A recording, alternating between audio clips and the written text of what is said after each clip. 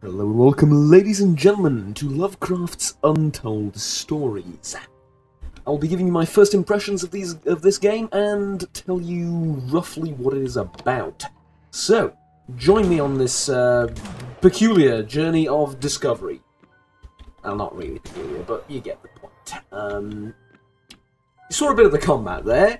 It is a RPG with roguelite elements, or a roguelite with RPG elements, depending on how strict your definition of roguelite is. Essentially, it is set in the Lovecraft universe. You play as one of many characters you can select at the start, though you only start with one of them unlocked, and you go through various levels of the game, fighting cultists, gathering information about the world, and stuff like that in general. And I'm off to a terrible start. So, it is a roguelite, don't get me wrong. It is a well, it's mostly a roguelite. It really does depend on your definition. And it's the thing that has become increasingly vague over the years. However, it's not something like you'd expect from most roguelites. What am I talking about? Well, I'm someone that puts a couple of hundred hours into Enter the Gungeon. I've put several thousand hours into Binding of Isaac, and so on and so forth. And those are great games and I adore them, but this is not one like that. No, the emphasis here far more is on the mystery, the character itself, which is why it's more of an RPG, or the character himself, rather, sorry, and the overall world, the aesthetic, the atmosphere, and so on and so forth. Don't mistake that, though, with it not having some very difficult combat, because it does. Now, as far as the game itself is concerned, you go around collecting money, knowledge, various items, and that's about it, right? And you start from the mansion here, and you go forth, and you will unlock a whole load of things, which I will not talk about because I haven't unlocked them yet, but there is a lot of stuff to unlock. It's content is there, right?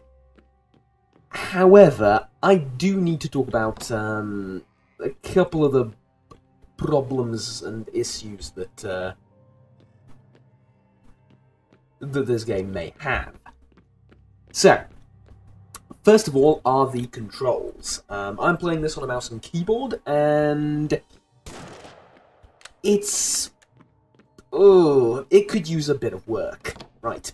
So, first of all, the way you conduct combat is a little bit iffy. Reason is you fire up, down, left, right. If you want to fire to the side, which can be done,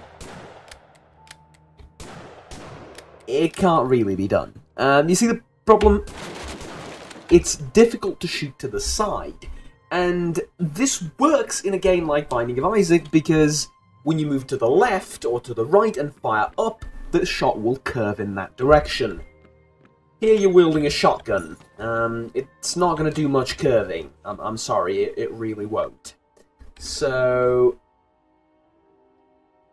why the hell does that lose me health? Seriously. I've pressed number 1 and I'm losing health. Why is that the case?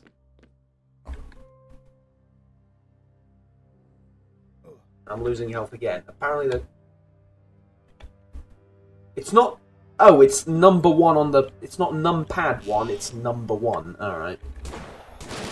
As in, we are number 1. Alright.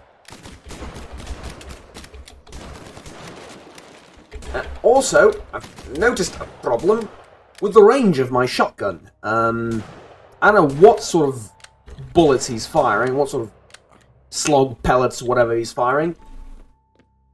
Range is a little bit shite. But yeah, you do have a dodge ability with space. It doesn't help all too much, but it kind of does. In terms of the shooting around bit, though, and I'm having a lot more combat than I usually do here, yeah, it could be that I'm just shite, and actually it is, because I haven't played too much of the game, and this is the first impressions, but it's not very I don't know, intuitive. It takes a bit of getting used to, right? It would make a lot more sense, and I guess I'm sort of approached it initially with that sort of mentality, that this would be a twin-stick shooter. Right? It would make sense, wouldn't it? I mean, this feels like it's right for a twin-stick shooter. Apart from the fact that, you know, it's not a twin-stick shooter. So, on mouse and keyboard, control's a little bit iffy.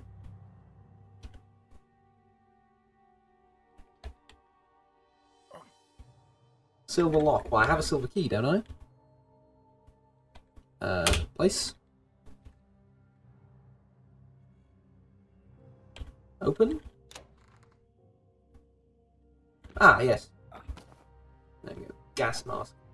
I have it on me? Yes, I do. Protects the owner from poisonous gases. Alright, cool. I have a bit of kit. Should I use this thing on... Oh, fuck. Yes, yes, I should. Okay. Situations like these, that's a trap, right? It's stressful to get through them. It's not stressful. It's a bit awkward, right? It's a bit awkward. So the movement... It's not really the movement, it's really the combat and the shooting around bit that's a little bit... I don't know. Feels awkward, right? Second thing is hitboxes. Now, I'm not going to talk about the enemy hitboxes way too much, because they don't seem that off when it comes to enemies. Now, it seems serviceable, it seems okay. However, if we're going to talk about the hitboxes of the boxes, then that's a different story. So, there's a box, alright? There I've shot it. It's not being very cooperative. Let's try and find another box that provides a better example of my grievances. Here we can check the flames, right? A load of info. For example, you will have... medkits. Nice.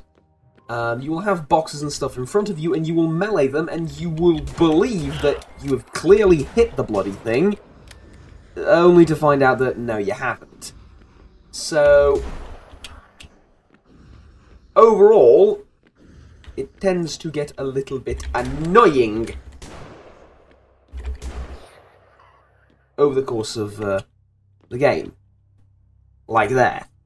So, I expect this to hit, right?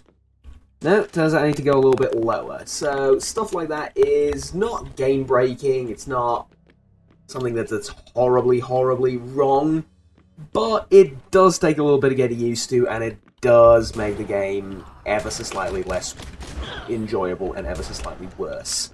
That and shooting around is a little bit awkward.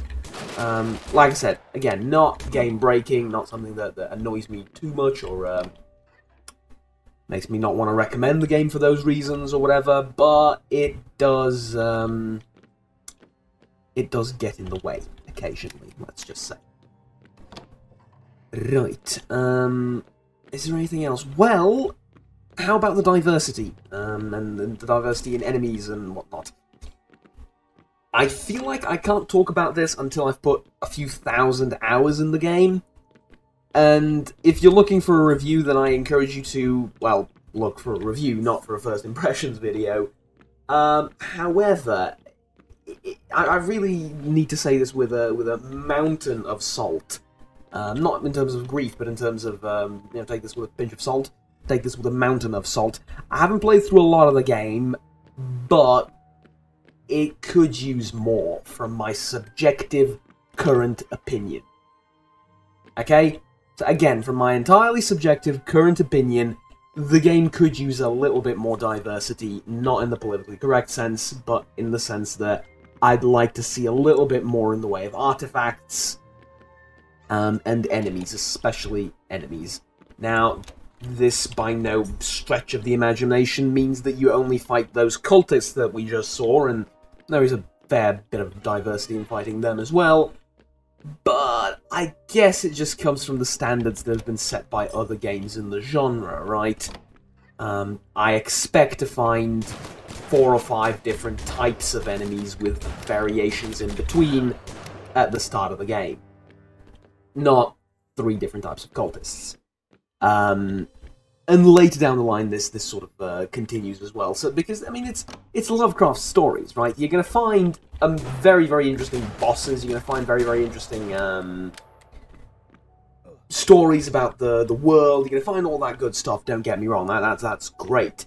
But in terms of like regular minions and mobs that you fight from a room-to-room basis, yeah, I feel like the game could use a little bit more diversity, but it is worth mentioning that this is not entirely a game about the enemies. Something like Enter the Gungeon and The Binding of Isaac, which are 2 of my favourite examples apparently, are about the enemies. Right? They're exclusively about the enemies. You are there to kill enemies. And then there is no doubt about this. Here, it's more on the RPG side, occasionally. It really... There's more to it than just killing stuff from room to room. There's the story a little bit. The story is present and not at the same time. It's not exactly a story-driven game, it is a roguelite, but there is like the atmosphere and the sort of entire creepy vibe to it, and it's more than just your run-of-the-mill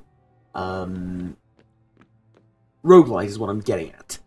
A lot of it lies in the exploration of the world rather than just the exploration of rooms for the purposes of finding resources to go through everything. Right, does that make sense? Hopefully that makes sense. Another interesting thing, another thing worth mentioning, I suppose, would be that the game has a very, very useful map, so I recommend you pay attention to that, and without it, it would not be a title, it would not be an enjoyable title. Because this mansion that you start in is a bloody maze. I don't imagine it gets much more streamlined towards the end game, right? So, really, for the map, props for that. It also shows you,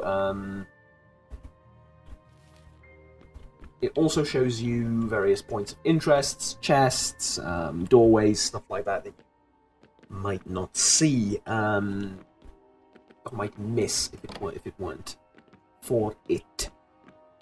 Right. Is there anything else? Not really. You have an inventory system. You have a... Actually, you have explosives and stuff like that as well. There's a like a 20-second tutorial at the start of the game. It's not really a tutorial. It's just like a list of information you scroll through, and it tells you how the game works. But yeah. Just me. I've changed. It looked terrible. I've changed.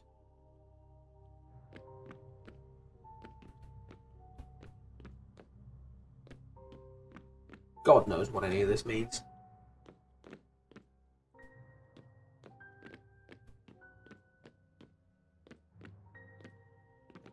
Like, I'm a little bit creeped out by that mirror, I will admit, fully. But I have lost a bit of sanity, so I suppose I'm just gonna die now. Yeah. Pretty sure I'm just gonna die. Yeah. Alright, there we go. Dead. So, I've died at Chapter 1, I've died at the very beginning. It is a shameful display. Ladies and gentlemen, this has been Lovecraft's Untold Stories. You can check it out on GOG, you can check it out on Steam, and the link will be down in the description below. And that's about it.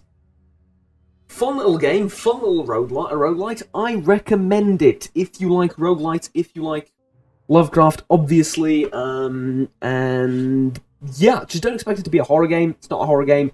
It's a mystery, it's a little bit creepy, primarily a roguelite, but with, like I said, more to it than just room-to-room clearing and items and stuff like that, though there is a lot of that as well.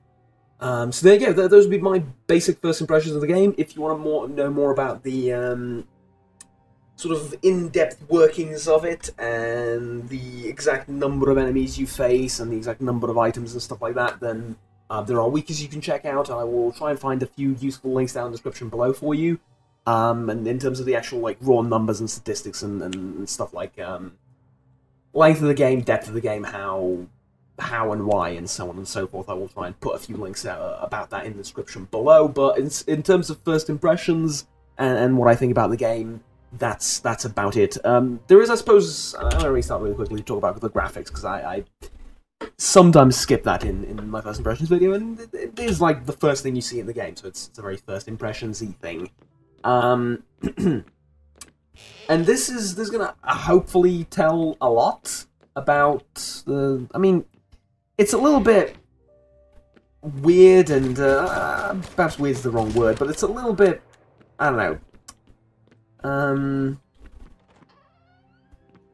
unusual. Gives a synonym for weird. Yes, I don't know how to quite phrase it. It's a bit of a odd thing to talk about the graphics because everyone can see them, right? It's not something that it's like a mystery that you have to reveal. Pun fully intended due to the game, right? It's something everyone can see and make their decision, right off the get-go. But just hear me out on this. I'm someone that hates 8-bit and 16-bit games, right? I don't like that graphic style. I really don't. There's great games in that graphic style. Undertale's beginning and end of all things, right? Alpha and Omega when it comes to that style. There are great games, and it's not like necessarily a make it or break it type deal for me, nor should it be for anyone else, really. But I'm gonna die in this really long time. Oh, for fuck's sake! Yep, I'm dead. Yep. It's like I said, it's not a make it or break it type thing, but I like it here. Like, it's done in such a way that it is atmospheric and fitting, and it gives off this like retro vibe to it a little bit. Actually, a little bit of nostalgia, even though the old horror games that I've played in this sort of graphic style weren't roguelites and weren't top-down weren't shooters to begin with. But yeah, it's an interesting thing, certainly. It evokes a certain emotion from me, which I didn't expect. At any rate, it's serviceable. It's more than serviceable. It's fitting, and it works. I really don't mind it. I think it works really well. So there we go. The only serious complaints remain about the combat being a little bit stiff and awkward. Like there, I'm pretty sure that was supposed to hit, right? And I'm pretty sure I was supposed to dodge that. At least it felt like it. It takes a little bit of getting used to, right? It takes a little bit of getting used to. But at any rate, that was one semi-decent run, and two just let's charge face first into something and die because I need to finish a sentence runs. That's about it. Alright, thank you very much for watching, ladies and gentlemen. Like, subscribe down below if you enjoyed the video. There will be a few useful links in the description below. And until next time, have fun, take care, and bye-bye.